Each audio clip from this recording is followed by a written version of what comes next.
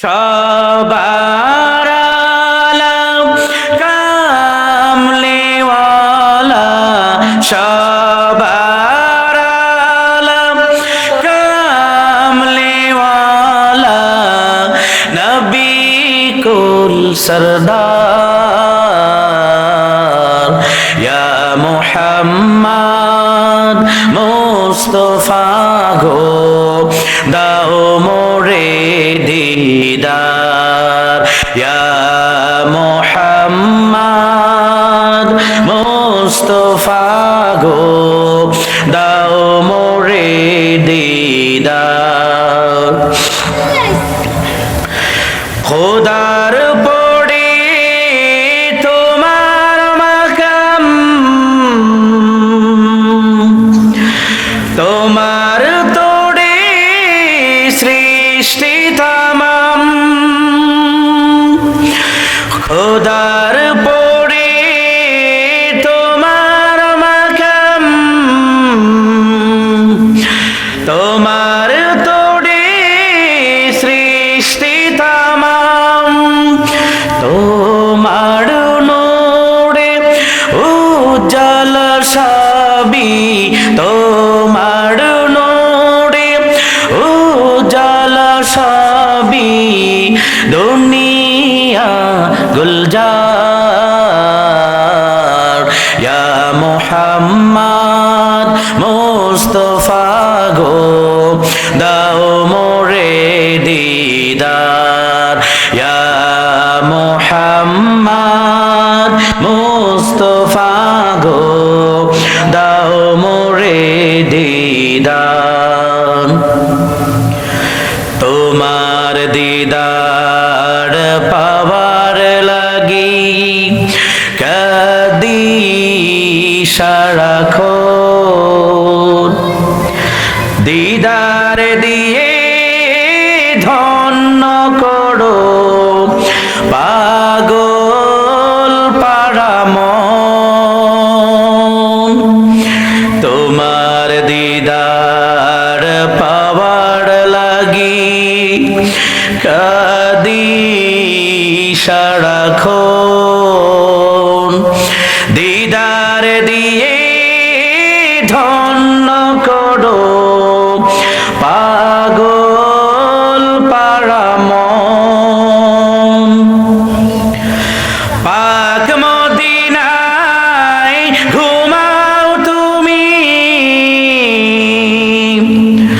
দাও গো দেখা কাঁদি আমি, পাক মদিনায় ঘুমাও তুমি, দাও গো দেখা কাঁদি আমি, কাছে ডাকো দয়া করে, কাছে ডাকো দয়া করে, পাশিতে রোজা, ইয়া মুহাম্মদ মুস্তাফা গো, দাও মোরে দিদার, ইয়া মুহাম্মদ মুস্তাফা গো, দাও মোরে দিদার। সবার আলম কামলিওয়ালা, সবার আলম কামলিওয়ালা, নবী কুল সরদার, ইয়া মুহাম্মদ মুস্তাফা গো,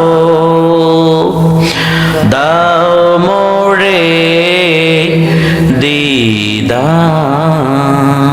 বলগল উলা বিকমালিহি, কশফত তুজা বিজমালিহি, হসনত জমি ও খিসালিহি, সন্নু আলাইহি ওয়ালিহি, नहीं दो जहान मिसाल मोहम्मद जमाल खुदा है कमाल मोहम्मद बलगल उला बिकमालिही कशफत दुजा बिजमालिही हसनत जमीउ खिसालिही सन्नु अलैहि वालिही अल्लाहुम्मा सल्लि व सल्लिम व बारिक अलैहि।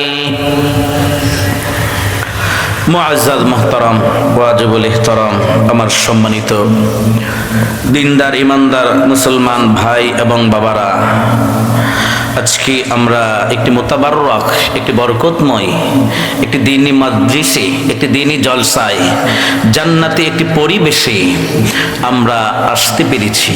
এজন্য অন্তরস্থল থেকে কালিমাতুশ শুকর আদায় করে একবার বলি আলহামদুলিল্লাহ, আর একবার বলি আলহামদুলিল্লাহ। রাব্বুল আলামিন বলেছেন সূরাতুত তাকাসুরের প্রথম আয়াত এবং দ্বিতীয় আয়াত আল্লাহ তাআলা আপনাকে আমাকে জানিয়ে দিয়েছেন। আল্লাহ রাব্বুল আলামিন বলেছেন আলহাকুমুত তাকাসুর হাত্তা যুরতুমুল মাকাবির। বলুন আল্লাহু আকবার। আল্লাহ রাব্বুল আলামিন বলেছেন প্রাচুর্যের লালসা, দুনিয়ার সম্পদ, দুনিয়ার টাকা পয়সা, দুনিয়ার চাকচিক্য, দুনিয়ার মোহে পড়ে আমার বান্দারা কবর থেকে গাফিল হয়ে রয়েছে। নাউযুবিল্লাহ। এটা কার কথা? আল্লাহর কথা। দুনিয়ার টাকা পয়সার মোহে পড়ে তারা কবরকে ভুলে গেছে, বলে যাচ্ছে।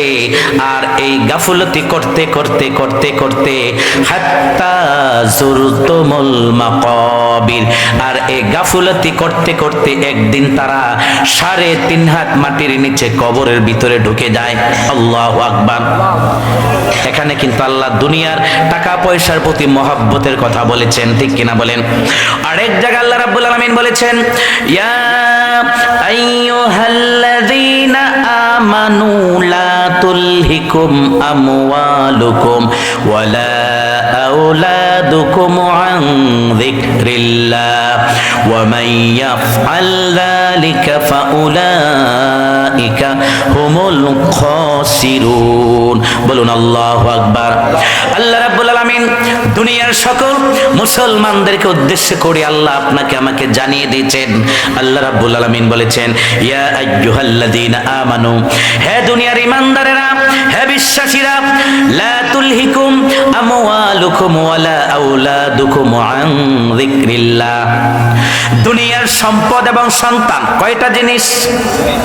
কয়টা? কে বলেছেন? এটা কি আমি বলেছি?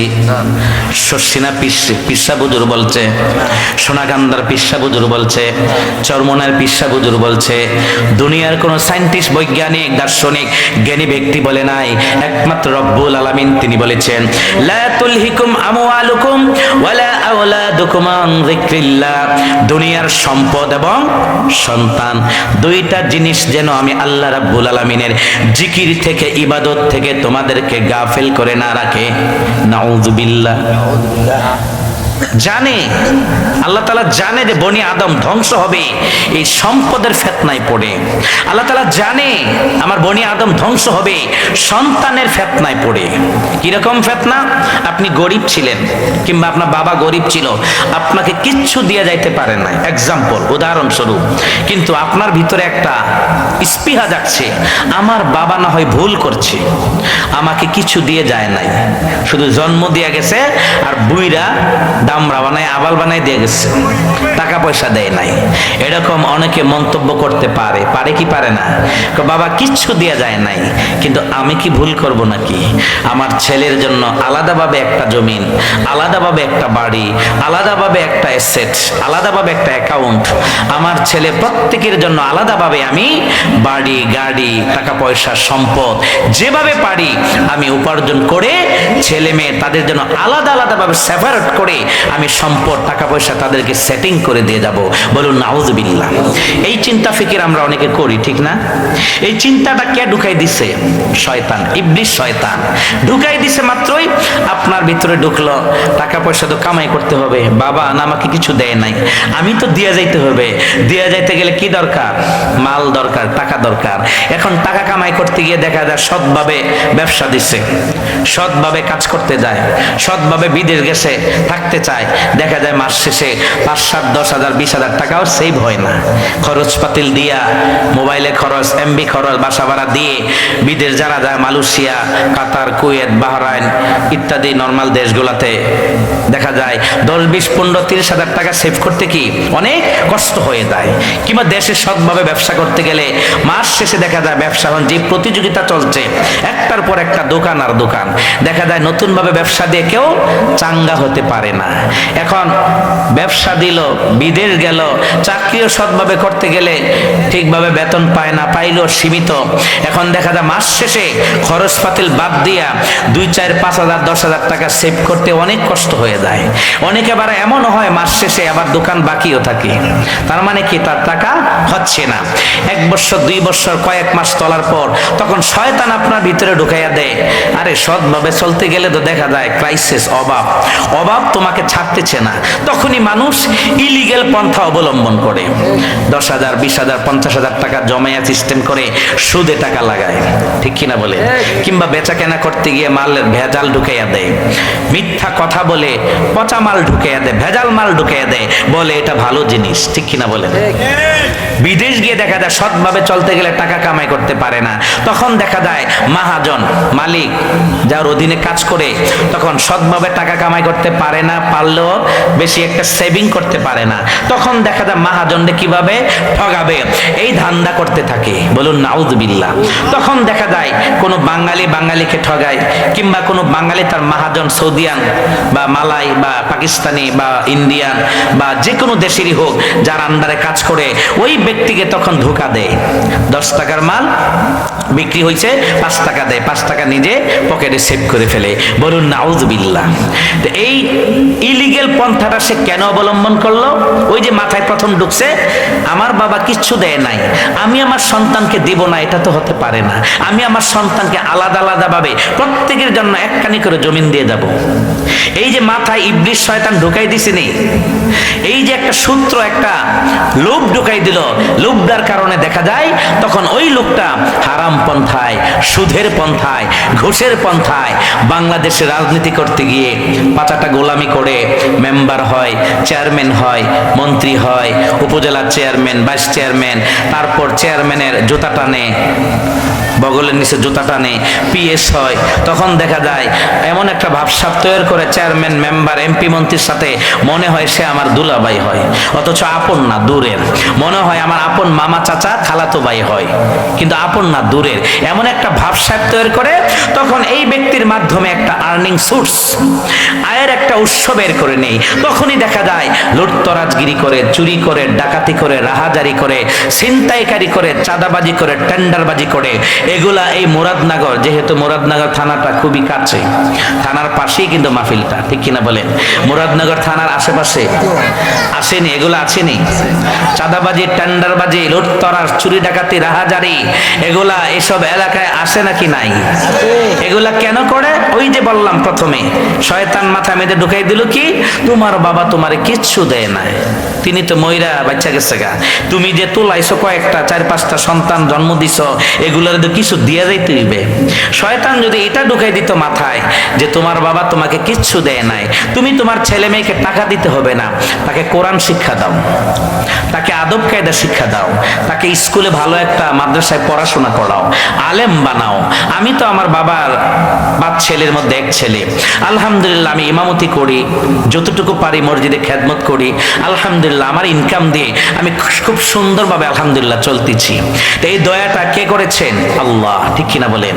এখন আপনি আপনার সন্তানকে কষ্ট করে যদি মাদ্রাসায় পড়াতে পারেন, হুজুর বানাতে পারেন, আলেম বানাতে পারেন, ইনশাআল্লাহ লক্ষ লক্ষ কোটি কোটি টাকা যেই সন্তানকে দিবেন, এই ছেলের দ্বারা আপনার যতটুকু না উপকার হবে, তার চেয়েও হাজার হাজার লক্ষ লক্ষ কোটি কোটি গুণ বেশি উপকার হবে যদি একটা সন্তানকে কোরআনের পাখি বানাতে পারেন, যদি একটা সন্তানকে মাদ্রাসায় পড়িয়ে তাকে হাফেজ বানাতে পারেন, আলেম বানাতে পারেন। সে সরকারি চাকরি করুক আর ইমামতি করুক, কওমি মাদ্রাসায় পড়ুক আর আলিয়াতে পড়ুক, যেখানেই পড়ুক সে শিক্ষিত হবে।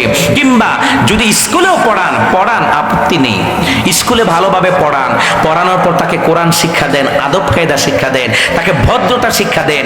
ছেলেটা কার সাথে চলে, মেয়েটা কার সাথে চলে, এগুলো একটু খোঁজ খবর নেন। ছোট্ট সময় এগুলা যখন একটু খোঁজ খবর নেবেন, দিন শেষে আপনার ছেলেটা স্কুলে পড়লো, আলহামদুলিল্লাহ, ইনশাল্লাহ কোশ্চিনকালও আপনার ছেলেটা বেয়াদব হবে না, বেয়ামলি হবে না, হারামখোর হবে না, ইফতিদিনখোর হবে না, এই ছেলেটা রাস্কেল হবে না। ঠিক কিনা বলেন? কারণ আপনি বাবা হিসাবে অ্যালার্ট ছিলেন, মা হিসাবে সচেতন ছিলেন, আপনার সন্তানের হক আপনি আদায় করেছেন। ঠিক কিনা বলেন? কিন্তু আমরা কি এগুলা করি? আমাদের একটা নেশায় ঢুকছে, টাকা কামাই করে দিয়ে যাইতে হইবে। যদি এই নেশাটা ঢুকতো, আমার ছেলেকে আমি টাকা দিব না, টাকা তো চুরি হয়ে যায়, ডাকাতি হয়ে যায়, ছিনতাই হয়ে যায়, চাঁদাবাজি টেন্ডারবাজি করে টাকা শেষ। কিন্তু এলেম যদি শিক্ষা দিতে পারেন, কোরআন শিক্ষা দিতে পারেন, আদব শিক্ষা দিতে পারেন, সালাম কালাম ভদ্রতা শিক্ষা দিতে পারেন, এটা এলেমটা, এটা কিন্তু চুরি হবে না। ঠিক কিনা বলেন? প্রিয় হাজিরিন, আমি আপনাদের সামনে পবিত্র কোরআনুল কারীম থেকে একটি আয়াতে কারিমা তিলাওয়াত করেছি। এই আয়াত থেকে এবং সুনানে তিরমিজি শরীফের একটি হাদিস শরীফ তিলাওয়াত করেছি। এই হাদিস থেকে আমি ইনশাআল্লাহ আপনাদেরকে কয়েকটি কথা বলার চেষ্টা করব। ওয়ামা তৌফিক ইল্লা বিল্লাহ। আমরা সকলেই বলি আল্লাহুম্মা আমিন। প্রথমত আপনাদের কাছে আমার একটি প্রশ্ন, আপনারা আমার কথা একটু মনোযোগ দিয়ে শুনবেন তো ইনশাআল্লাহ? আমি কিন্তু আপনাদের এলাকারই সন্তান। আমার বাড়ি এটা কয় নং? ইউনিয়নটা কয় নং? 16 নং। আলহামদুলিল্লাহ, আমাদের বাড়িটা হলো 2 নং।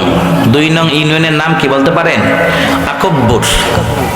আকবপুর, যেটা বর্তমানে বাঙ্গরা থানাধীন। তা আমি কিন্তু আপনাদের এলাকারই সন্তান, যদিও আমরা একটু উত্তরে, আপনারা মিডলে আছেন, ঠিক না? আর ইলিয়টগঞ্জে আমি খেদমত করি, এটা হলো একেবারে দক্ষিণে। ইলিয়টগঞ্জ, বাবুটিপাড়া, কালাডুমর, লাজুর, এগুলা হলো একেবারে মুরাদনগরের বর্ডার। এটাকে বলা হয় 21 নং ইউনিয়ন। ঠিক কিনা বলেন?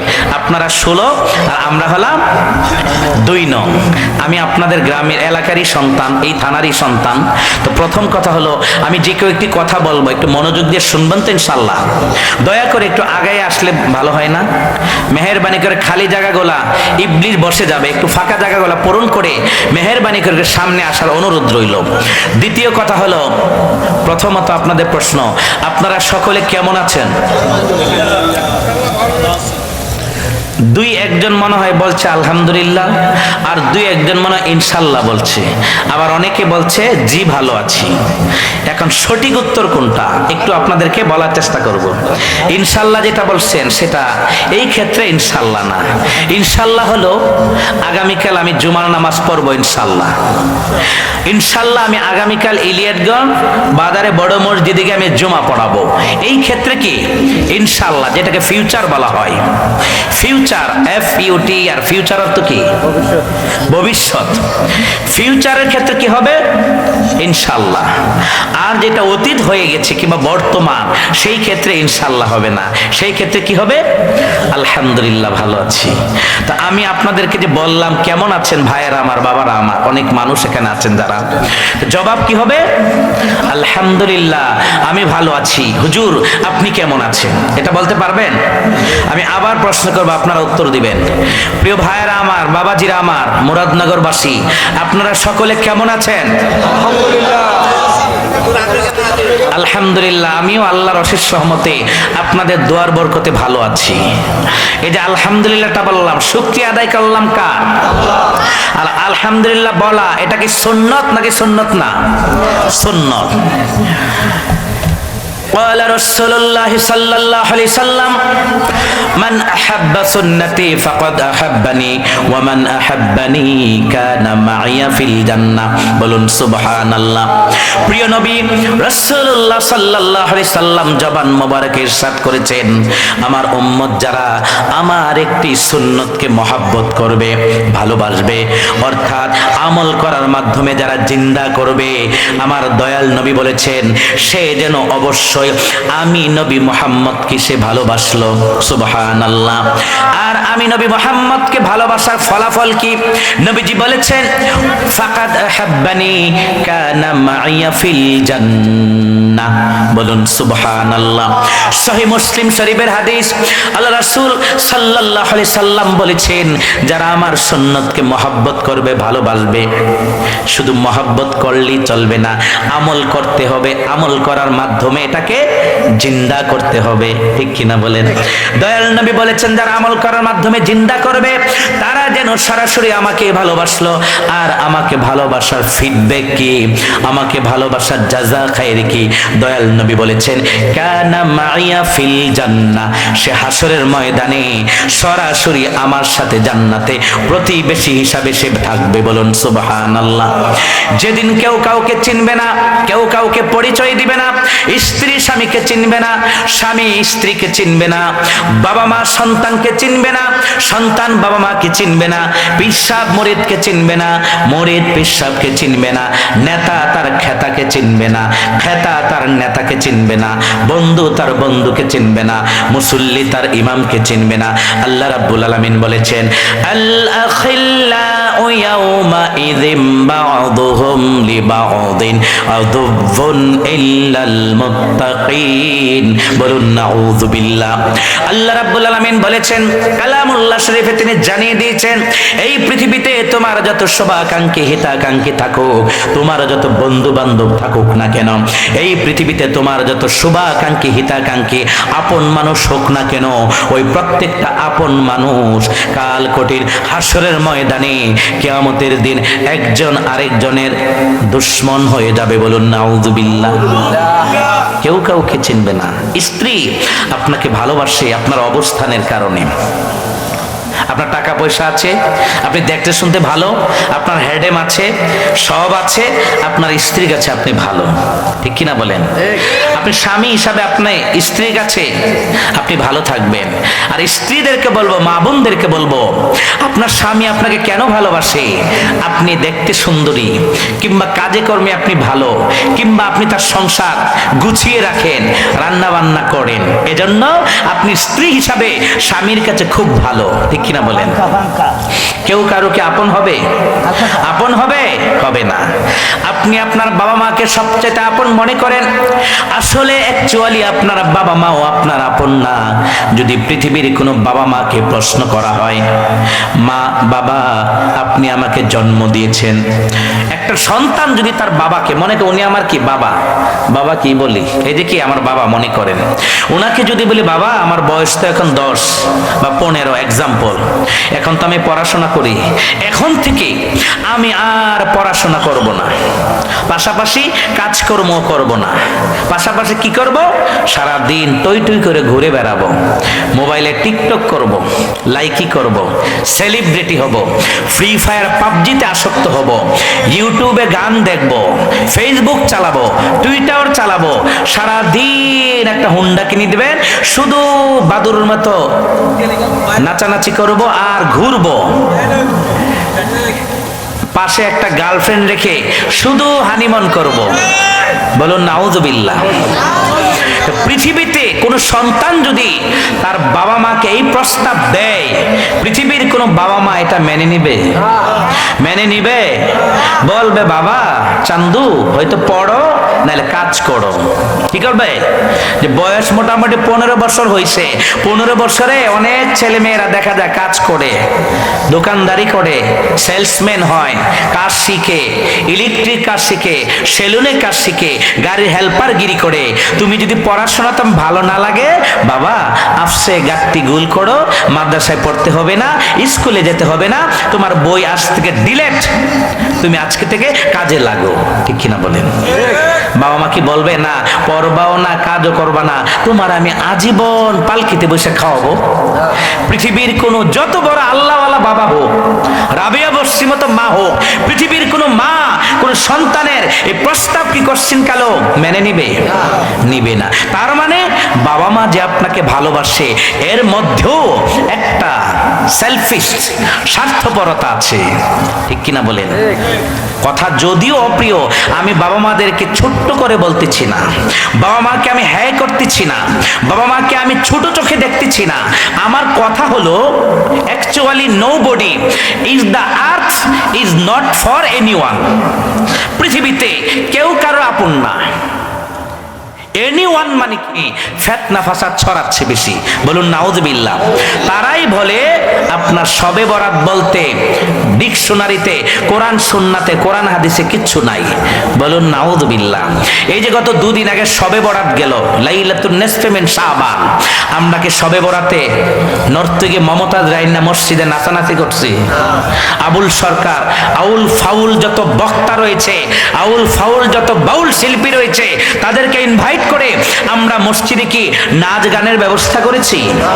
শবে বরাতে রজনীতে কি করলাম? মাগরিবের নামাজ আদায় করলাম, আলহামদুলিল্লাহ। এশার নামাজ পড়লাম, তারপর 2 রাকাত সুন্নাত পড়লাম, বেতেরটা রাইখা দিচ্ছি। 4 রাকাত, 6 রাকাত, 8 রাকাত, 10 রাকাত নফল নামাজ পড়ছি। নামাজটা কি দুনিয়ার কোনো পিসাবের জন্য পড়ছি? দুনিয়ার কোনো ব্যক্তির জন্য পড়েছি? নামাজটা কার জন্য পড়েছি? আল্লাহর জন্য, ঠিক কিনা বলেন? তারপর আমরা জিকির আজকার করলাম, কোরআন তেলাওয়াত করলাম, তওবা পড়লাম, ইস্তিগফার করলাম, সাল্লাল্লাহু আলাইহি সাল্লাম দুরূদ শরীফ পড়লাম, আস্তাগফিরুল্লাহ ইস্তিগফার পড়লাম, সুবহানাল্লাহ, আলহামদুলিল্লাহ, আল্লাহু আকবার, লা ইলাহা ইল্লাল্লাহ, সুবহানাল্লাহি বিহামদিহি, সুবহানাল্লাহিল আযীম ইত্যাদি আমরা আমল করেছি, ঠিক না? লাস্ট এন্ড ফাইনাল কি করলাম? 2 হাত তুলে কি করেছি? মোনাজাত করেছি। মোনাজাতে কি বলছি? আল্লাহ আপনারা পেট বইরা খাবার দেন, আল্লাহ আমার সম্মান বাড়াই দেন। মোনাজাতে কি বলেছি আল্লাহ দুনিয়ার টাকা পয়সা সব আমারে দেন? মোনাজাতে কি বলেছি? আল্লাহ আপনি আমার জীবনের সমস্ত গুনাহ মাফ করে দেন, আল্লাহ আমার পরিবার পরিজন ছেলে মেয়ে সকলের গুনাহগুলি মাফ করে দেন। মোনাজাতে বলেছি আল্লাহ গোটা পৃথিবীর সকল মুসলমানদের জীবনের গুনাহগুলি আপনি মাফ করে দেন, বলুন আমিন। মোনাজাতে বলেছি আল্লাহুম্মা হাসিবনি হিসাবান ইয়াসীরা, আল্লাহ কবরের হিসাবকে আপনি সহজ করে দিয়েন। মোনাজাতে বলেছি আল্লাহুম্মা আজরিনি মিনান নার, আল্লাহ জাহান্নামের আগুন থেকে আপনি আমাকে হেফাজত করেন। মোনাজাতে বলেছি রব্বির হামহুমা কামা রাব্বায়ানি সগীরা, আল্লাহ আপনি আমার বাবা মাকে মাফ করে দেন, আমাকে আমার মা বাবা যেমনি ভাবে ছোটকালে লালন পালন করেছিল ঠিক তেমনি ভাবে আপনি আমার বাবা মাকে এখন লালন পালন করুন, বলুন আমিন। মোনাজাতে বলেছি রব্বি হাবলি মিনাস সলিহিন, আল্লাহ আমার সন্তানকে আপনি ইসলামের জন্য কবুল করে নেন, আমার সন্তানগুলোকে নেককার হিসাবে কবুল করে নেন, বলুন আমিন। তো শবে বরাতের রজনী তো আমরা এগুলাই করছি নাকি? আর মোনাজাতের পরে হয়তো বা কেউ জিলাপি দিয়েছে, মিষ্টি দিয়েছে, বাতাসা দিয়েছে, বিস্কিট দিয়েছে, বোনা খিচুড়ি খিচুড়ি বা যে কোনো তাবারক দিয়েছে, ঠিক কিনা বলেন? কিন্তু এই যে শবে বরাতকে কেন্দ্র করে একদল ভাইয়ারা ফতুয়া দিছিনি যে এগুলা কোনো ভিত্তি নাই, দিছি কি না? তারপর মসজিদের মিম্বরের উপরে লেখা আছে কি? লা ইলাহা ইল্লাল্লাহু মুহাম্মাদুর রাসূলুল্লাহ সাল্লাল্লাহু আলাইহি সাল্লাম। এই লা ইলাহা ইল্লাল্লাহর সাথে দুশমনি করে একদল আলেম। কি বলে জানেন? লা ইলাহা ইল্লাল্লাহ লেখা থাকবে, পাশাপাশি যে একটা ব্যক্তির নাম আছে, নবীজির নাম, এই নামটাকে ডিলিট দিতে হবে। নাউজুবিল্লাহটা বাড়ি থেকে বললেন। আমরা কি লা ইলাহা ইল্লাল্লাহর সাথে আল্লাহর প্রিয় বন্ধুকে ডিলিট দেব না যুক্ত করব? সাইয়েদানা আদম নবী 350 বছর পর কান্দার পর আল্লাহর দরবারে দোয়া কবুল হচ্ছে না, তওবা কবুল হচ্ছে না, যখনই আরশে আজিমের দিকে তাকালেন ওই কালে আরশে আজিম মোবারকে দেখতে পেলেন লা ইলাহা ইল্লাল্লাহু মুহাম্মাদুর রাসূলুল্লাহ, বলুন সাল্লাল্লাহু আলাইহি ওয়াসাল্লাম। সাইয়েদানা আদম আলাইহিস সালাতু ওয়াস সালাম যখন আল্লাহর কাছে ফরিয়াদ করলেন, মালিক আপনার পবিত্র নাম মোবারকের সাথে একটা মানুষের নাম মোবারক দেখা যাচ্ছে, নিঃসন্দেহে ওই ব্যক্তিটা আপনার খুব কাছের মানুষ, সুবহানাল্লাহ। অতএব ওই নাম মোবারকের উসিলায় আমি আপনার কাছে তওবা করতেছি, আপনি আমার তওবাকে কবুল করে নেন, বলুন সুবহানাল্লাহ। আল্লাহ তাআলা সাথে সাথে তওবা কবুল করে নিয়েছেন, সুবহানাল্লাহ। তো আরশে আজিমে যদি লা ইলাহা ইল্লাল্লাহর সাথে রাসূলুল্লাহ সাল্লাল্লাহু আলাইহি সাল্লামের নাম মোবারক থাকতে পারে, আমাদের মসজিদে থাকলে দোষের কি? ঠিক কিনা বলে? তারাই বলে কবর জিয়ারত করা যাবে না, হারাম। তারাই বলে মক্কা শরীফ হজ করতে যাবে, মক্কায় হজ করতে গিয়ে মানুষ আবার কেন মদিনায় যায়? বলুন নাউযুবিল্লাহ।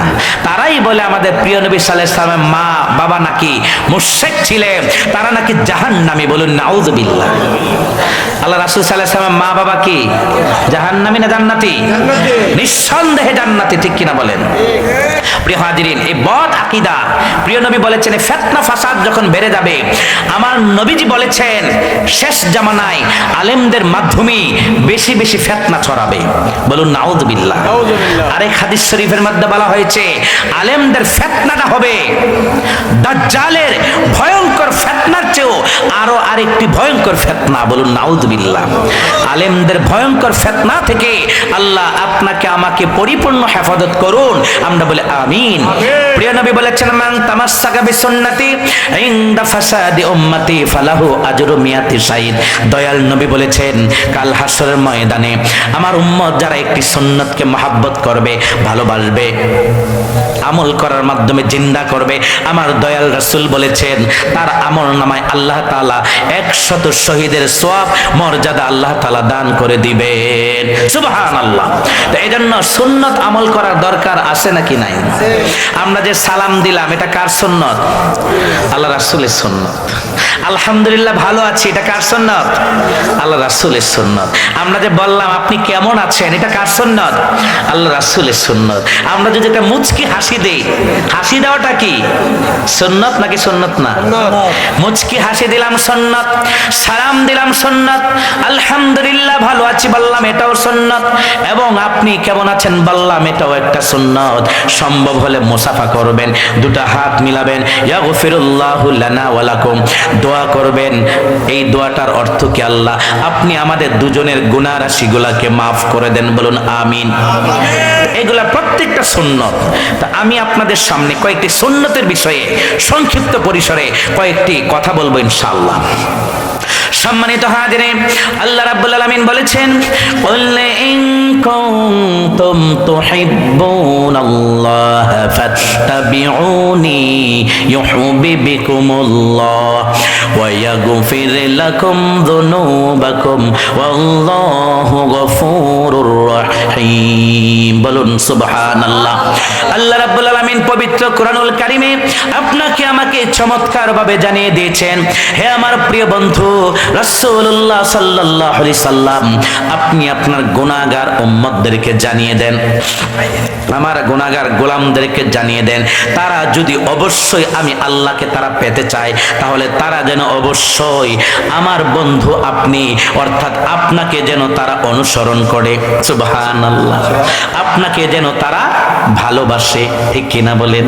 আপনি যদি মুখে বলেন আমি আশিকে রাসূল, শুধু কি চলবে নাকি? মুখে দাড়ি রেখে বলতে হবে আমি আশিকে রাসূল।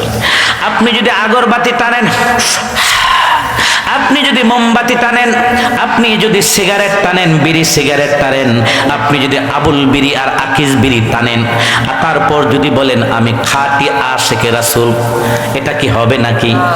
আপনার মুখে দাড়ি নাই, আপনার মাথায় টুপি নাই, আপনার মধ্যে পর্দা নাই, আপনার মধ্যে নামাজ কালাম নাই, আপনার মধ্যে রোজা নাই, আপনার মধ্যে জিকির নাই, আপনার মধ্যে শরীয়ত নাই, আপনার মধ্যে তরিকত নাই, শুধু আপনার মধ্যে আছে মারেফত। মারেফত মানে মায়ের পথ। ঠিক কিনা বলেন? শরীয়ত বাদ দিয়ে, তরিকত বাদ দিয়ে, হাকিকত বাদ দিয়ে আপনি যদি শুনে মারেফত নিয়ে বসে থাকেন, তাহলে কিন্তু আপনি আল্লাহ আল্লাহর রাসূলকে পাবেন না। ওই মারেফতের মাধ্যমে আপনি পাবেন যাকে, সেটা হলো মারদুদ শয়তান।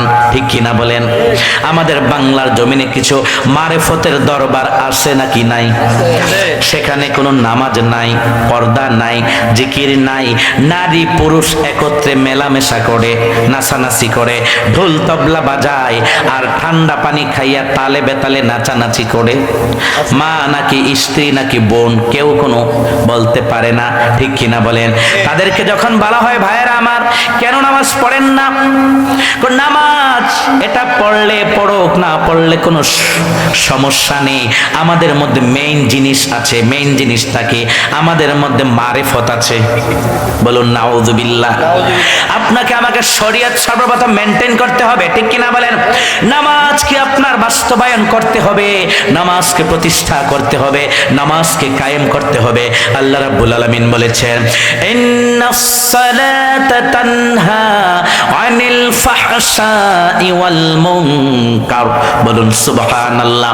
আল্লাহ রাব্বুল আলামিন বলেছেন যারা ধীরে স্থিরভাবে সুন্দরভাবে যারা নামাজকে প্রতিষ্ঠা করবে, নামাজকে যারা আদায় করবে, আঁকড়ে ধরবে, ওই নামাজ তাকে দুনিয়ার যাবতীয় মন্দ কাজ থেকে, ফাহশা কাজ থেকে তাকে পরিপূর্ণভাবে নিরাপদে রাখবে। বলুন সুবহানাল্লাহ। শুধু তাই নয়, সহিহ হাদিস ওয়ালা রাসূলুল্লাহ সাল্লাল্লাহু আলাইহি সাল্লাম আউয়ালু মা ইউহাসাবু বিহিল আবদু ইয়াউমাল কিয়ামাতিস সালাহ। কাল কঠিন হাসর ময়দানে পৃথিবীর কোনো মানুষের হজের হিসাব আগে হবে না, যাকাতের হিসাব আগে হবে না, আলেম হয়েছে কিনা এই হিসাব আগে হবে না, সালাম দিয়েছি কিনা এই হিসাব আগে হবে না, হাফেজে কোরআন হয়েছে কিনা এই হিসাব আগে হবে না, টাকাওয়ালা পয়সাওয়ালা দাড়িওয়ালা মুসল্লি ইমানদার ইমাম খতিব হয়েছে কিনা এই হিসাব আগে হবে না। সর্বপ্রথম প্রত্যেকটা মুমিনের কবরের মধ্যে যে হিসাবটা হবে সেটা হলো সালাত সালাত সালাত, সেটা হলো নামাজ নামাজ নামাজ। বলুন সুবহানাল্লাহ।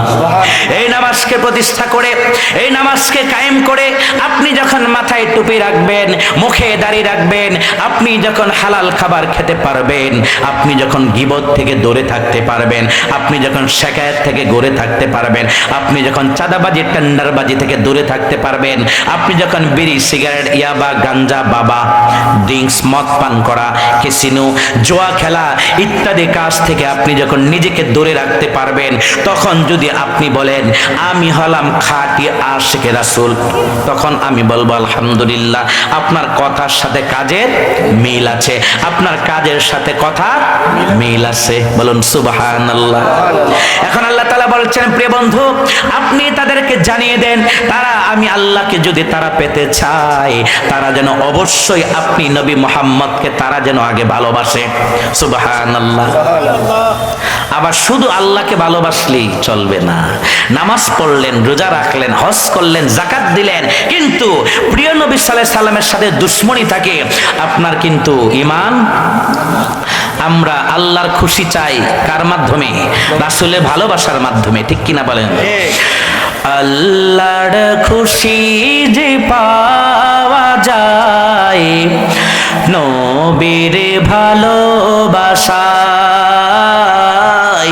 নবীর ভালোবাসায়।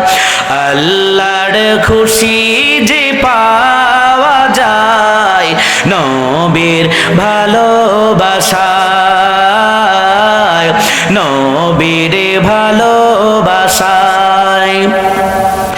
তোমাকে শুধু ভালোবাসি, তোমাকে শুধু ভালোবাসি, আল্লাহকে পাওয়ার আশায়। আল্লাহর খুশি যে পাওয়া যায় নবীর ভালোবাসায়, নবীর ভালোবাসায়, ঠিক কিনা বলেন? আল্লাহ রাব্বুল আলামিন বলেছেন কুল ইন কুনতুম তুহিব্বুনাল্লাহ ফাত্তাবিউনি ইউহিব্বুকুমুল্লাহ ওয়া ইয়াগফির লাকুম যুনুবাকুম ওয়াল্লাহু গফুরুর রহিম। বলুন সুবহানাল্লাহ। আল্লাহ রাব্বুল আলামিন বলেছেন অবশ্যই আপনি আপনার গোলামদেরকে জানিয়ে দেন, উম্মতদেরকে জানিয়ে দেন তারা যদি আমি আল্লাহকে পেতে চাই অবশ্যই তারা যেন আপনাকে আগে ভালোবাসে। ভালোবাসার অর্থ হলো তারা যেন আপনাকে অনুসরণ করে। সুবহানাল্লাহ। তারা যদি আপনাকে অনুসরণ করতে পারে, আপনাকে ভালোবাসতে পারে, আপনার সুন্নাত মোতাবেক নিজের জীবনটাকে বাস্তবায়ন করতে পারে, তারা যদি আমি আল্লাহর বিধানটাকে তারা বাস্তবায়ন করতে পারে, তাহলে আমি আল্লাহ রাব্বুল আলামিন তাদেরকে দুইটা পুরস্কার দেব। কয়টা? এক নম্বরে পুরস্কার হলো ইয়াগফির লাকুম যুনুবাকুম, অবশ্যই আমি আল্লাহ রাব্বুল আলামিন ওয়াদা দিচ্ছি তাদের জীবনের সব গুনাহ রাশিগুলি মাফ করে দেব। বলুন সুবহানাল্লাহ। এটা গেল এক নাম্বার কথা। দুই নাম্বার হলো ফাত্তাবিউনি ইউহিব্বুকুমুল্লাহ, তারা যদি আপনাকে ভালোবাসে, আপনাকে মহব্বত করে, আমি আল্লাহ তাদেরকে ভালোবাসবো। সুবহানাল্লাহ। নবীজিকে যদি আমরা ভালোবাসতে পারি, নবীজিকে যদি ফলো করতে পারি, পুরস্কার কয়টা? দুইটা। একটা হলো আমরা আল্লাহর ভালোবাসা পাবো, অর্থাৎ আল্লাহ তাআলা আমাদেরকে ভালোবাসবেন, আর শুধুই ভালোবাসবেন না, ওয়ায়াগফির লাকুম যুনুবাকুম, আমি আল্লাহ রাব্বুল আলামিন ওয়াদা দিচ্ছি ইন্নাল্লাহা লা ইউখলিফুল মিয়াদ, আমি আল্লাহ রাব্বুল আলামিন কোশ্চিন কালে ওয়াদা বরখেলা করি না।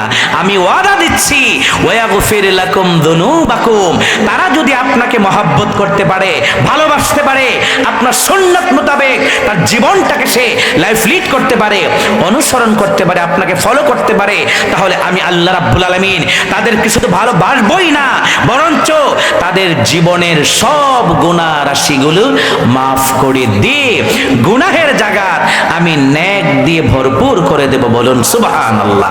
আল্লাহু গফুরুর রহিম, অবশ্যই আল্লাহ তাআলা অসীম ক্ষমাশীল, পরম এবং দয়ালু।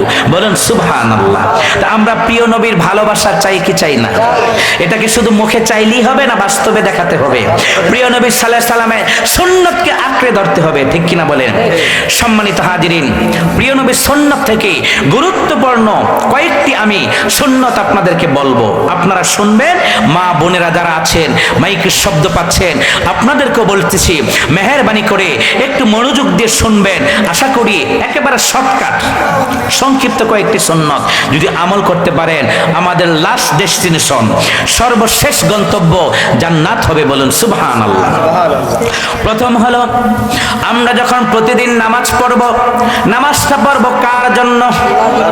আমরা যখন প্রতিদিন ভালো কাজ করব, জিকির করব, ইবাদত করব, দান খয়রাত করব, তাহাজ্জুদ পড়ব, মেহমানদারি করব, দুনিয়াতে যতটাই ভালো কাজ করি না কেন, প্রত্যেকটা ভালো কাজ কার জন্য করব?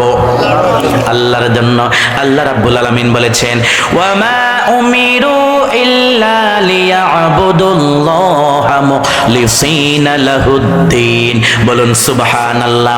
আমি আল্লাহ রাব্বুল আলামিন তোমাদেরকে নির্দেশ দিচ্ছি, অবশ্যই তোমরা একমাত্র আমার জন্য ইবাদত করবে। সুবহানাল্লাহ। ওয়ামা খলাকতুল জিন্না ওয়াল ইনসা ইল্লা লিয়াবুদুন। বলুন সুবহানাল্লাহ। আল্লাহ রাব্বুল আলামিন আরেক জায়গায় আপনাকে আমাকে চমৎকার ভাবে জানিয়ে দিয়েছেন, অবশ্যই আমি আল্লাহ রাব্বুল আলামিন জিন জাতি এবং মানুষ জাতিকে সৃষ্টি করেছি একমাত্র আমার দাসত্ব করার জন্য। সুবহানাল্লাহ। তা আমার প্রথম কথা হলো, নবীজির সুন্নাত থেকে প্রথম কথা হলো, আমরা পৃথিবীতে যে কয়েকটা ভালো কাজ করব, একমাত্র কার জন্য করব? ইখলাস থাকবে কার জন্য?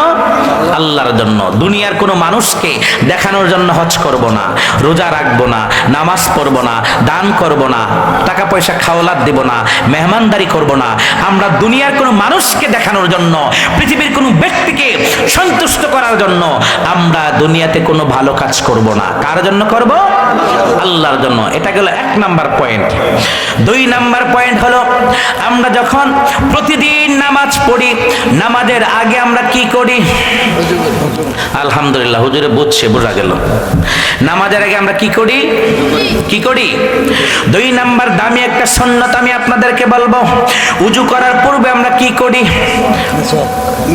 এটা কি, যদিও অনেকে করি না, একটা পরিত্যক্ত একটা সুন্নত। এটা পরিত্যক্ত পর্যন্ত একবারে অবহেলিত। এটা একেবারে অবহেলিত। যদি বলি, এখানে আপনারা অনেক মানুষ আছেন, দয়া করে একটু পকেট থেকে বের করে দেখান তো কার পকেটে মেসওয়াক আছে, কিংবা নাই সাথে সাথে ঠিক আছে, বাসা বাড়িতে কার কার আছে যদি বলা হয়, হয়তো বা দুই একজন মানুষও থাকবে না যে বাসা বাড়িতে আছে। অনেকে জানেই না মেসওয়াক কাকে বলে। যদি বলা হয় ভাই আপনি মেসওয়াক করেন, হয়তো বা এমন উত্তর আসবে, হুজুর মেসওয়াক কি? এটা কি মাথায় ডল্লা দেয়, না শরীরে ডলে, না পানি দিয়ে গিল্লা খায়? মেসওয়াক অনেকে হয়তো বা জানি না, ঠিক কিনা বলেন? এই যে একটা দামি আমল মেসওয়াক, এই মেসওয়াকের গুরুত্ব সম্পর্কে আমি আপনাদেরকে সংক্ষিপ্ত দুই একটি কথা বলবো। যেমন এই মেসওয়াকটা আমাদের প্রিয় নবী রাসূলুল্লাহ সাল্লাল্লাহু আলাইহি সাল্লামের জীবনের সর্বশেষ যে আমলটা ছিল সেটাও ছিল মেসওয়াক। সুবহানাল্লাহ। তিনি কিন্তু হায়াতুন নবী হিসাবে পবিত্র রওজাতুল আতহারে এখান থেকে প্রায় ৬৫০০ কিলোমিটার দূর পবিত্র মদিনাতুল মুনাব্বারায় হায়াতুন নবী হিসাবে ঘুমিয়ে আছে। সুবহানাল্লাহ, ঠিক কিনা বলেন? দুনিয়াতে উনি যখন আমাদের মতো জীবন যাপন করতেন, উনি যখন দুনিয়া থেকে বিদায় নেবেন, বিদায় নেওয়ার সর্বশেষ প্রান্তে ওনার যেই সর্বশেষ আমলটা ছিল সেটাও ছিল মেসওয়াক। সুবহানাল্লাহ। এটা কি দামটা কি কম না বেশি? জিনিসটার দাম কম, কিন্তু আমল করাটার দাম কম না বেশি? অনেক বেশি। কারণ এটা আমাদের প্রিয় নবী সাল্লাল্লাহু আলাইহি সাল্লামের সর্বশেষ আমল ছিল। সুবহানাল্লাহ। সম্মানিত হাজিরিন, এই দামি একটা মেসওয়াক প্রিয় নবী সাল্লাল্লাহু আলাইহি সাল্লামের দরবারে সাইয়েদানা জিবরাইল আলাইহিস সালাতু ওয়াস সালাম যখন ওহী নিয়ে আসতেন, কি নিয়ে আসতেন? ওহী। কেউ কি বলতে পারবেন কয়বার ওহী নিয়ে আসছিল? দেখি তো কেউ এখানে কেউ আছেনি? ২৪,০০০ বার। আলহামদুলিল্লাহ, আমাদের প্রিয় শাহজালাল ভাই উত্তর দিয়েছে। সাইয়েদানা জিবরাইল আলাইহিস সালাতু ওয়াস সালাম আল্লাহর রাসূল সাল্লাল্লাহু আলাইহি সাল্লামের পবিত্র দরবার মোবারকে যতবার ওহী নিয়ে আসছিলেন, অর্থাৎ ২৪,০০০ বার ওহী নিয়ে আসছিলেন, আল্লাহ রাব্বুল আলামিনের ফেরেশতা সাইয়েদানা জিবরাইল আলাইহিস সালাতু ওয়াস সালাম আল্লাহর রাসূলের কানে কানে এসে বলে গিয়েছেন, ইয়া রাসূলুল্লাহ, ইয়া হাবিবাল্লাহ, আপনি মেসওয়াক করেন, মেসওয়াক করেন, মেসওয়াক করেন। আপনি আপনার উম্মতদেরকে মেসওয়াকের তালিম দেন, মেসওয়াকের তালিম দেন, মেসওয়াকের তালিম দেন। বলুন সুবহানাল্লাহ। তার মানে কি দাম কম না বেশি? অনেক বেশি। কারণ যতবার সাইয়েদনা জিবরাইল আমিন আল্লাহ রাসূলের দরবারে ওহী নিয়ে আসছিলেন, ততবারই মেসওয়াকের তালিম দিয়েছেন। বলুন সুবহানাল্লাহ। সম্মানিত হাজিরিন, এই মেসওয়াকের মাধ্যমে আপনি যদি নামাজটুকু আদায় করেন, নরমালি নামাজটা হবে একা একা পড়লে 1 গুণ, আর যদি জামাতে পড়েন 27 গুণ, আর যদি আপনি মেসওয়াক করে নামাজটা যদি একা একা আদায় করেন, নামাজটা কয় গুণ সওয়াব হবে? 70 গুণ সওয়াব। সুবহানাল্লাহ। এখানে এক বাবাজি বলছে, আপনি মেসওয়াক করে যদি একা একাও নামাজ পড়েন কত গুণ সওয়াব? 70 গুণ সওয়াব। সুবহানাল্লাহ। এজন্য মেসওয়াকের দাম কম না বেশি? সম্মানিত হাজিরিন, হাদিস শরীফে আসছে, আরবাউন মিন সুনানিল মুরসালিন, সমস্ত নবী রাসূলদের 4টা সুন্নাত ছিল। কয়টা? 4টা সুন্নাত ছিল। 1 নম্বরে হলে সমস্ত নবী রাসূলগণ বিবাহিত পুরুষ ছিলেন। সুবহানাল্লাহ। 2 নম্বর সুন্নাত হলো সমস্ত নবী রাসূলদের সুন্নতে খাতনা ছিল, মুসলমানি যেটাকে বলে। সুবহানাল্লাহ। হাদিস শরীফে এটা বলা হয়েছে, সমস্ত নবী রাসূলদের সবচেয়ে হায়া ছিল বেশি, লজ্জাশীলতা ছিল বেশি। সুবহানাল্লাহ। 3 নম্বরে সুন্নাত হলো সমস্ত নবী রাসূলগণ এই জিনিসটা ব্যবহার করতেন, এটার নাম কি?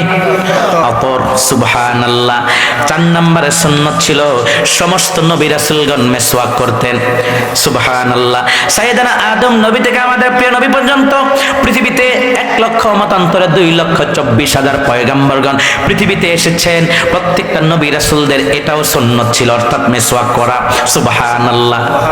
আপনি যদি মেসওয়াক দিয়ে নামাজ পড়েন, আপনার মৃত্যুর পূর্বে কালিমাতুত তাইয়্যিবা লা ইলাহা ইল্লাল্লাহু মুহাম্মাদুর রাসূলুল্লাহ সাল্লাল্লাহু আলাইহি সাল্লাম, এই আমলটা আপনার মৃত্যুর আগে হবে, অর্থাৎ ঈমানের সাথে আপনার মৃত্যুটা নসিব হবে। সুবহানাল্লাহ। এজন্য মেসওয়াক আমল করা দরকার আছে নাকি নাই? আছে নাকি নাই? আজকে থেকে যাদের মেসওয়াক নাই, মাত্র এটা পাইকারি দাম হলো 13 টাকা বা 15 টাকা, আর খুচরা নিলে মুরাদনগর বাজার থেকে 20, 22, 25 টাকা দা নিতে পারবেন। নিজেরাও করবেন, বিবি, ছেলে মেয়ে, আওলাদ, ছেলের বউ, নায়নাতিন যারা আছে প্রত্যেকের জন্য আলাদা আলাদা আলাদাভাবে এক একটা মেসওয়াক কিনে দেবেন, বলুন আমিন। তো 2 নম্বরে কি আমল বলছিলাম? মেসওয়াক করা। 3 নম্বরে ছোট্ট একটা সুন্নাত বলবো। মেসওয়াক করার পর আমরা কি করি? উজু করি। প্রিয় নবী সাল্লাল্লাহু আলাইহি সাল্লাম বলেছেন, যারা সুন্দরভাবে উত্তমভাবে উজুটা কমপ্লিট করবে, উজুটা কমপ্লিট করার পর একটা দোয়া পড়বে। দোয়াটা কি? কালেমায়ে শাহাদাত, আশহাদু আল্লা ইলাহা ইল্লাল্লাহু ওয়াহদাহু লা শারীকা লাহ ওয়া আশহাদু আন্না মুহাম্মাদান আবদুহু ওয়া রাসূলুহু। বলুন সুবহানাল্লাহ। প্রিয় নবী সাল্লাল্লাহু আলাইহি সাল্লাম বলেছেন, যারা সুন্দরভাবে উত্তমভাবে নামাজের জন্য উজুটা কমপ্লিট করলো, কোরআন তেলাওয়াতের জন্য উজুটা কমপ্লিট করলো, আর উজুটা করার পর কালেমায়ে শাহাদাত একবার পড়লো, ওই ব্যক্তিটা ইন্তেকাল করার সাথে সাথে তার জন্য জান্নাতের কয়টা দরজা? কয়টা? কয়টা? কয়টা? অনেকে হয়তো 5টা বলতে পারে, উজুতে 5টা উঠাইলো না। জান্নাত কয়টা? 8টা। জাহান্নাম কয়টা? 7টা। প্রিয় নবী বলেছেন, যারা উজু করার পর কালেমায়ে শাহাদাত পড়বে, ইন্তেকাল যদি ওই ব্যক্তিটা করে, যখনই করুক না কেন, ইন্তেকালের সাথে সাথে আল্লাহ তাআলা তাকে জান্নাতের 8টা দরজা খুলে দিবে, যে কোনো দরজা দিয়ে সে প্রবেশ করতে পারবে। বলুন সুবহানাল্লাহ। তো উজু করার পর কালেমায়ে শাহাদাত পড়বেন তো? কয়বার? একবার। সবাই একটু বলুন তো দয়া করে, সবাই একটু বলেন না এটা। আশহাদু আল্লা ইলাহা, বলেন।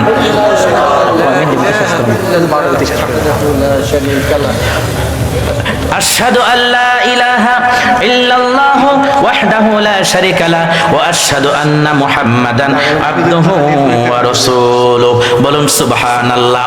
এই আমলটা আজকে থেকে মৃত্যুর আগ পর্যন্ত যতদিন বেঁচে থাকেন, মা বোনেরা যারা আছেন, একটু টাইমটা দেখি, যতদিন বেঁচে থাকবেন ইনশাআল্লাহ এই আমলটা করবেন তো? ইনশাআল্লাহ এই আমলটা করবেন তো? ইনশাআল্লাহ।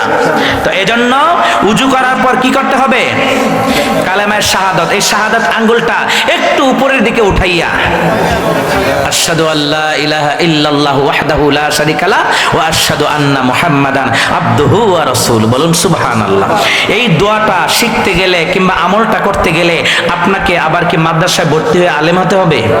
শিক্ষিত হতে হবে? ধনী হতে হবে? লম্বা হতে হবে? চেহারা সুন্দর হতে হবে? না, যে কোনো মুসলমান, গরিব হোক ধনী হোক, অ্যাটলিস্ট একজন মুসলমান উজু করার পর কালেমার শাহাদাত পড়বে। এটা গেল 3 নাম্বার আমল।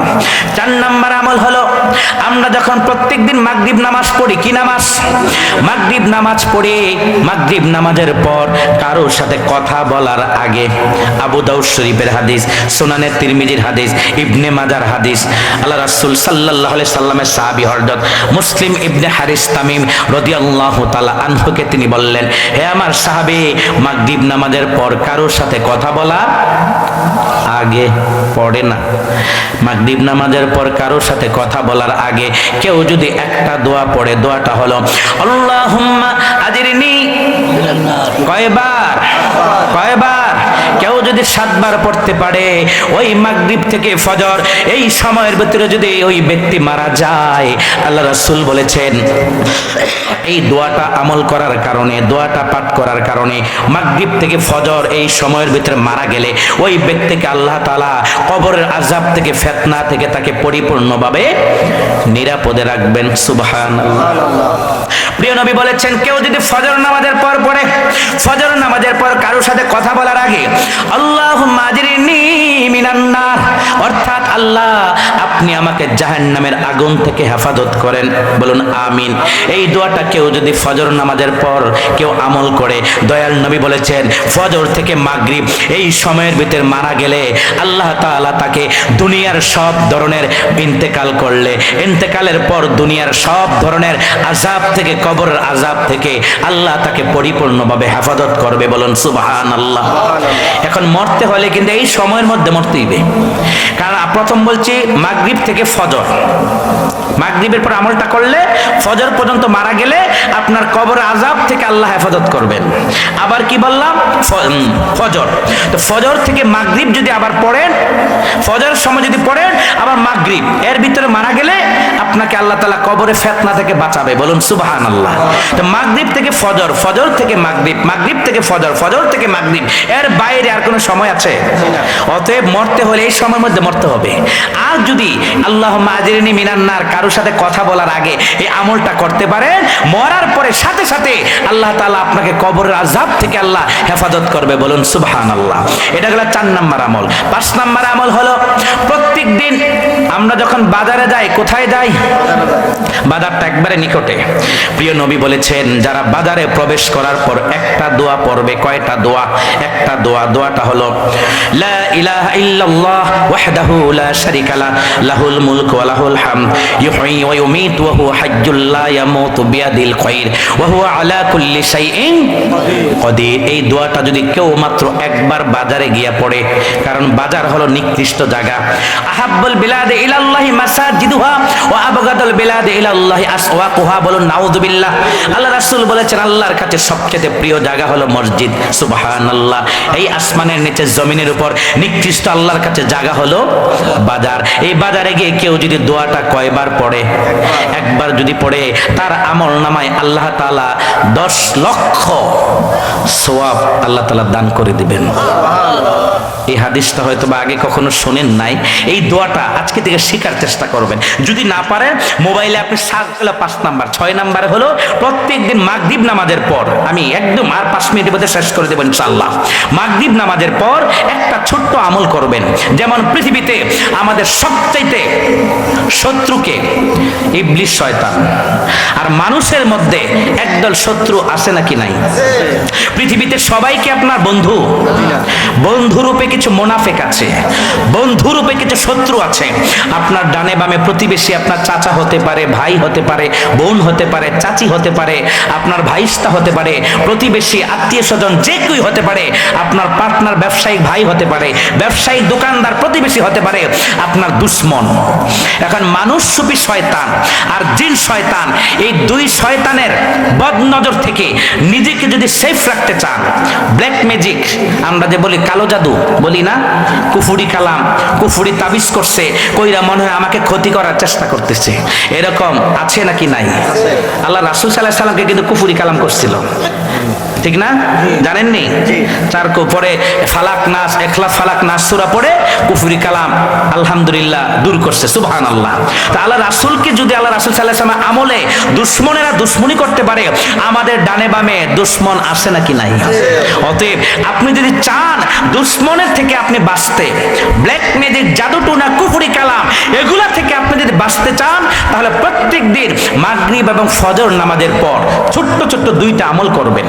1 নম্বর আমল হলো বিসমিল্লাহিল্লাযী লা ইয়াদুররু মা ইসমিহি শাইউন ফিল আরদি ওয়ালা ফিস সামাই ওয়া হুয়াস সামিউল আলিম। ছোট্ট একটা দোয়া। কয়বার পড়বেন? 3 বার। কয়বার? মাগরিবের পর 3 বার, ফজরের পর 3 বার। এই দোয়াটা 3 বার করে যদি 6 বার পড়তে পারেন, ইনশাআল্লাহ 24 ঘন্টার ভিতরে আপনার কোনো ব্ল্যাক ম্যাজিক, জাদুটোনা, কুফরি কালাম, আপনার কোনো দুশমন, আপনার কোনো চক্রান্তকারী মুনাফিক আপনার ক্ষতি করতে পারবে না। সুবহানাল্লাহ। আরেকটা হলো ইখলাস ফালাক নাস, কোরআন শরীফের সর্বশেষ 3টা সূরা। বিসমিল্লাহির রহমানির রহিম, কুল হুয়াল্লাহু আহাদ, বিসমিল্লাহির রহমানির রহিম, কুল আউযু বিরাব্বিন নাস, বিসমিল্লাহির রহমানির রহিম, কুল আউযু বিরাব্বিল ফালাক, বিসমিল্লাহির রহমানির রহিম, কুল আউযু বিরাব্বিন নাস। কয়টা সূরা? শুধু কি একটা আয়াতই পড়বেন না পুরাটা? পুরাটা পড়ে একবার করে পড়ে বিসমিল্লাহ বলে হাতের মধ্যে 3টা ফু দিবেন। ফু দেওয়ার পর আপনার চেহারাটা আপনি এভাবে একটু মাসিহ করবেন। একবার গেল, আবার আপনি বিসমিল্লাহ বলে 3টা সূরা পড়বেন। সূরা পড়ে আবার আপনি 3টা ফু দিবেন। ফু দেওয়ার পর আপনার চেহারা, শরীর, সম্পূর্ণ শরীরটা আপনি মাসিহ করবেন। লাস্ট এন্ড ফাইনাল আবার বিসমিল্লাহ বলে 3টা সূরা পড়বেন। সূরা পড়ে আবার 3 বার ফু দিবেন।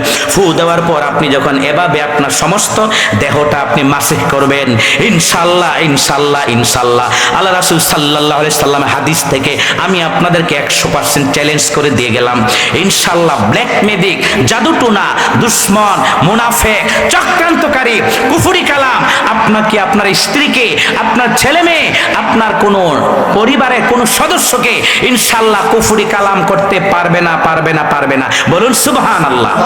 এটা হলো মাগরিবের পরে এভাবে করতে হবে, আবার ফজরের পরে। আবার শর্ত আছে, উজু অবস্থায় করতে হবে। এখন ফজর নামাজ পড়ছেন, যে কোনো কারণে উজু চলে গেছে, যাইতে পারে না। মাগরিব নামাজ পড়লেন, যে কোনো কারণে উজু চলে গেছে, উজু যাওয়ার পর যদি আমলটা করেন তাহলে কিন্তু পরিপূর্ণ আপনার আমল হবে না।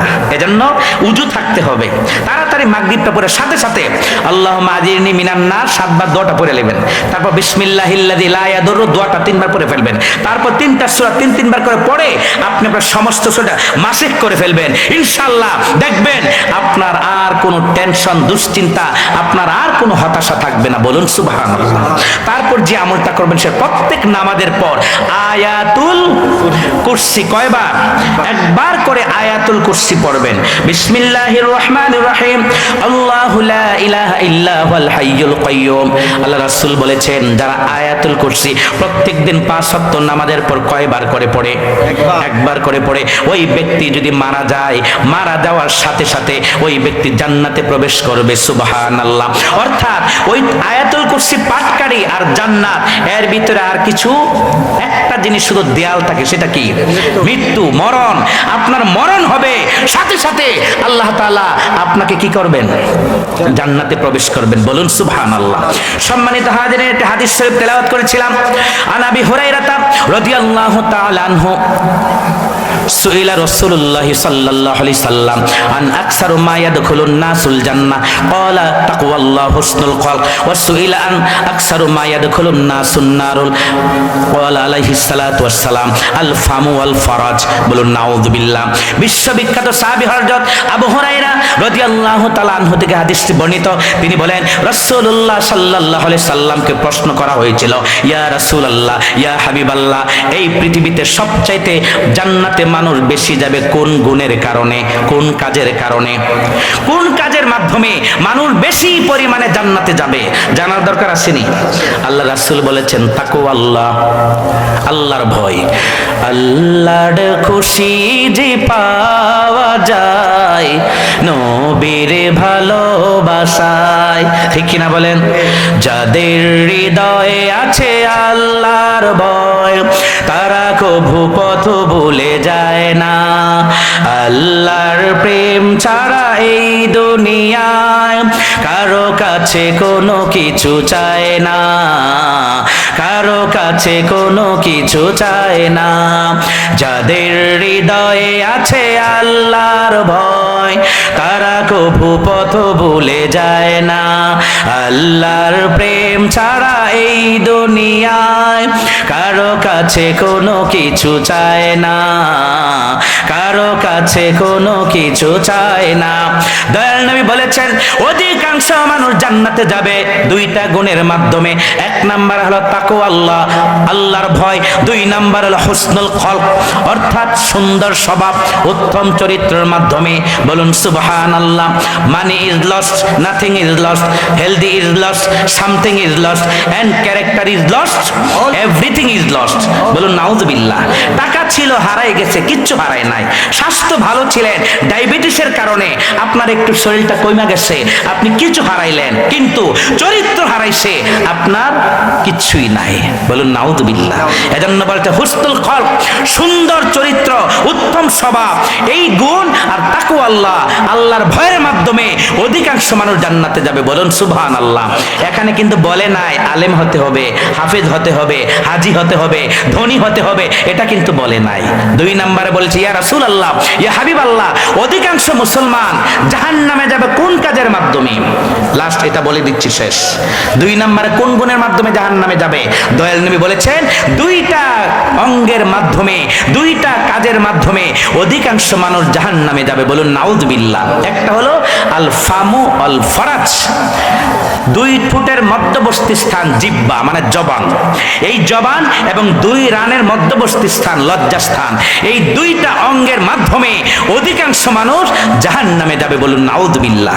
তিরমিজি শরীফের হাদিস, মাইয়াদমান লিমা বাইনা লিহিয়াইহি ওয়া মা বাইনা রিজলা ইলাইহি আদমানু লাহুল জান্নাহ। বলুন সুবহানাল্লাহ। বুখারীর হাদিস, আল্লাহ রাসূল বলেছেন লজ্জাস্থান এবং জবান এই দুইটা অঙ্গের যে জিম্মাদারি হবে আমি তাকে জান্নাতে যাওয়ার গ্যারান্টেড দিলাম। সুবহানাল্লাহ। এজন্য লজ্জাস্থান এবং জবান দামি নিয়ামত। এই লজ্জাস্থান দিয়া মানুষে জেনা করে, পরকিয়া করে, এই জবান দিয়া মানুষ গীবত করে, শিকায়ত করে, পরনিন্দা করে, গালমন্দ করে, বাপ মাকে কষ্ট দেয়, স্ত্রীকে যৌতুকের জন্য কষ্ট দেয়, স্ত্রীর গায়ে হাত তোলে, স্ত্রীকে এই জবান দিয়ে গালমন্দ করে বাপ মা তুলে। বলুন নাউযুবিল্লাহ। এই জবানটা দামি একটা নিয়ামত। আল্লাহ তাআলা আমাদের সকলকে এই যে ছোট্ট একটি হাদিস বললাম, তিরমিজির হাদিস, যে আল্লাহর ভয়ের মাধ্যমে এবং উত্তম চরিত্রের মাধ্যমে অধিকাংশ মানুষ জান্নাতে যাবে, আর জাহান্নামে যাবে লজ্জাস্থান এবং জবান। এই দুইটা দামি জিনিস। এই জবান দ্বারা গীবত করবেন না ভাই। আল মুসলিমু মান সালিমাল মুসলিমুনা মিন লিসানিহি ওয়া ইয়াদিহি। প্রকৃত মুসলমান তো সে যার হাত থেকে এবং জবান থেকে অন্য কোনো মুসলমান যখন নিরাপদে থাকে। সুবহানাল্লাহ। এজন্য জবান দ্বারা কাউকে গালি দিবেন না, কটাক্ষ করে কথা বলবেন না, রাজনীতিকে কেন্দ্র করে কাউকে হিট দিয়ে কথা বলবেন না। আপনি যেই দল যাকে ভালোবাসে, যাকে আপনার পছন্দ হয়, আপনি দিন শেষে তাকে ভোট দিবেন। কিন্তু কারোর সাথে যদি ঝগড়া করেন, হাসাদ করেন, মারামারি কাটাকাটি করেন, দিন শেষে আপনি মারা গেলে এই ব্যক্তি কিন্তু আপনার পাশে এসে দাঁড়াবে, জানাজা দিবে, দাফন করবে, আপনার নেতা কিন্তু আসবে না। এজন্য সাবধান। রাজনীতিকে কেন্দ্র করে কারোর সাথে আমরা সংঘাত, কাটাকাটি, মারামারিতে যাব না। আমরা আমাদের জবানটাকে কন্ট্রোল করব। আল্লাহ তাআলা যে কয়েকটি সুন্নতের আলোকে কয়েকটি আপনাদেরকে পয়েন্ট নিয়ে কথা বলেছি, এই কথাগুলোর উপর অ্যাটলিস্ট আমি যেন আগে আমল করতে পারি। কারণ বয়ান করছি, খুব ভালো, মজা লাগছে, আপনারা শুনছেন, আলহামদুলিল্লাহ ভালো লাগছে। Islam is not only a religion but also complete code of life. ইসলাম শুধু বয়ান করলাম এটার নাম ইসলাম নয়, ইসলাম ধর্মের নাম নয়, but also complete code of life. ইসলাম হলো একটা পরিপূর্ণ জীবন ব্যবস্থার নাম। আমরা সকলেই বলি সুবহানাল্লাহ। আল্লাহ তাআলা আমাদের সকলকে এই কথাগুলোর উপর পুঙ্খানুভাবে মৃত্যুর আগ পর্যন্ত আমল করে ঈমানের সাথে যেন আমরা দুনিয়া থেকে বিদায় নিতে পারি। আল্লাহ আমাদেরকে তৌফিক দান করুন। আমরা সকলেই বলি আল্লাহুম্মা আমিন।